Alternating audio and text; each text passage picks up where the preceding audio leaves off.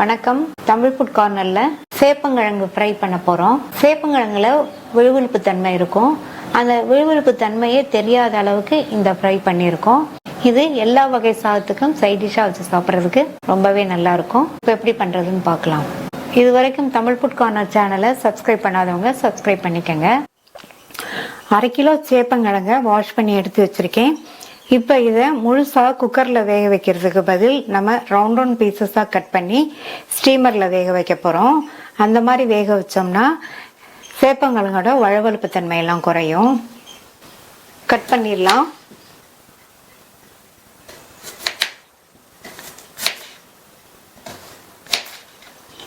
பெரிய கிழங்குனா இந்த மாதிரி 5 பீசஸ் 4 பீசஸ் வர மாதிரி கட் பண்ணிக்கோங்க.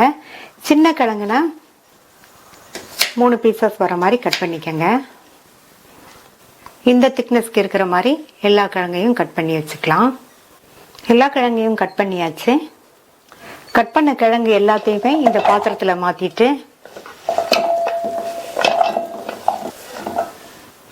1/2 டீஸ்பூன் உப்பு சேர்த்து நல்லா மிக்ஸ் பண்ணி விட்டுட்டு ஆவியில் வேக வச்சிடலாம்.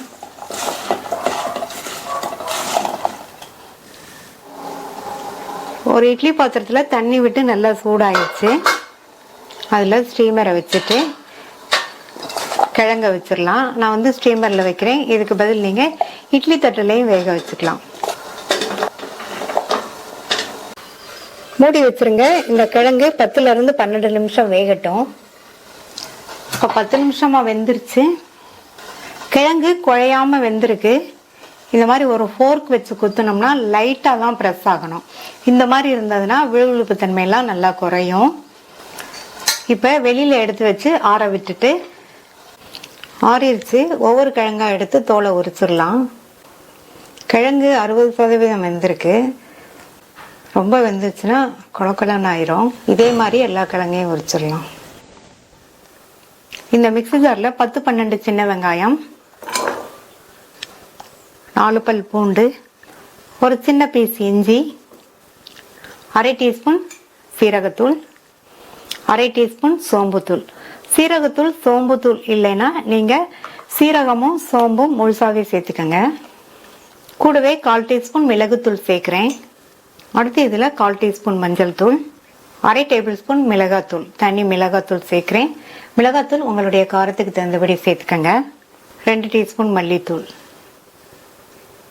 இதில் கொஞ்சமாக தண்ணி சேர்த்து நல்லா நைஸ் விழுதாக அரைச்சிக்கலாம்.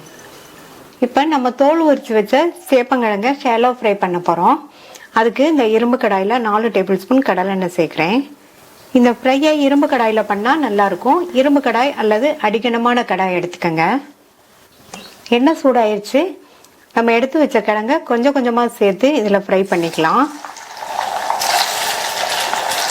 இந்த கிழங்கு எண்ணெயிலேயே நல்லா ஃப்ரை ஆகி மேலே அதனுடைய கலர் சேஞ்ச் ஆகி வரணும். அது வரைக்கும் எண்ணெயிலேயே ஃப்ரை பண்ணிக்கலாம். நம்ம வேக வைக்கும்போது 60% வெந்திருந்தது. இந்த மாதிரி எண்ணெயில் ஃப்ரை பண்ணிட்டோம்னா இன்னுமே நல்லா சாஃப்டாக வெந்துடும். கிழங்கோட விழுவிழுப்பு தன்மை கம்ப்ளீட்டாக குறைஞ்சிரும்.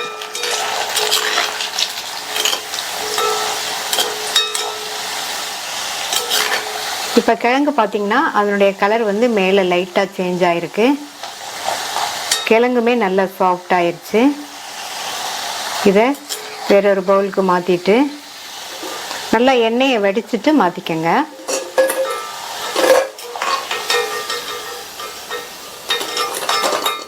மீதி உள்ள கிழங்கையும் இதே மாதிரி போட்டு எடுத்துடலாம்.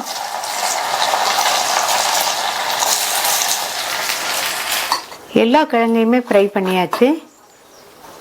நல்லா சாஃப்டாக ஃப்ரை ஆகிருக்கு பாருங்க. மீதி உள்ள எண்ணெயில் கொஞ்சமாக கருவேப்பிலை, இது கூட நம்ம அரைச்ச விழுதை சேர்த்துக்கலாம்.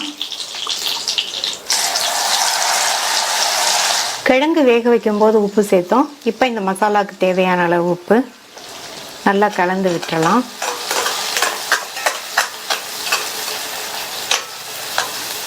இதில் மிக்ஸி ஜாரை கழுவி 1 டேபிள் ஸ்பூன் போல் தண்ணி சேர்க்குறேன். நல்லா பச்சை வாசனை போக 2 நிமிஷத்துக்கு வதங்கிட்டு இருக்கட்டும். நல்லா பச்சை வாசனை எல்லாம் போயிடுச்சு. இதில் ஃப்ரை பண்ண சேப்பங்கிழங்க சேர்த்துட்டு நல்லா கலந்து விட்டுட்டு ஸ்டவ்வை வந்து லோ மீடியம் ஃப்ளேமில் வச்சுருங்க. மசாலாவோடு சேர்ந்து கிழங்கு நல்லா ஃப்ரை ஆகி வரட்டும். மூடி எதுவும் போட வேண்டாம், ஓப்பன்லேயே ஃப்ரை ஆகிட்டு இருக்கட்டும். ஃப்ரை ஆகிட்டு இருக்கும்போது இந்த மாதிரி ஒரு தோசை பரட்டியை வச்சு இந்த மாதிரி அடிக்கடி பரட்டி விடுங்க. அப்போ தான் நல்ல ஒன்று போல் ஃப்ரை ஆகி வரும். அப்பப்போ பரட்டி விட்டு கிழங்கு பார்த்திங்கன்னா நல்லா மொறுன்னு ஃப்ரை ஆயிடுச்சு. மசாலாவோடு சேர்ந்து நல்லா சூப்பராக ஃப்ரை ஆயிடுச்சு. இதில் பொடியாக கட் பண்ண கருவேப்பிலை இலைகள் கொஞ்சம் சேர்த்துடலாம். டேஸ்டான சேப்பங்கிழங்கு ஃப்ரை ரெடி ஆயிடுச்சு. நீங்களும் இதே மெத்தடில் செஞ்சு பாருங்கள். விழுவிழுப்பு தன்மையே இல்லாமல் சாப்பிட்றதுக்கு ரொம்ப டேஸ்ட்டாக இருக்கும். ட்ரை பண்ணி பார்த்துட்டு உங்கள் கமெண்ட்ஸை சொல்லுங்கள். தேங்க்யூ.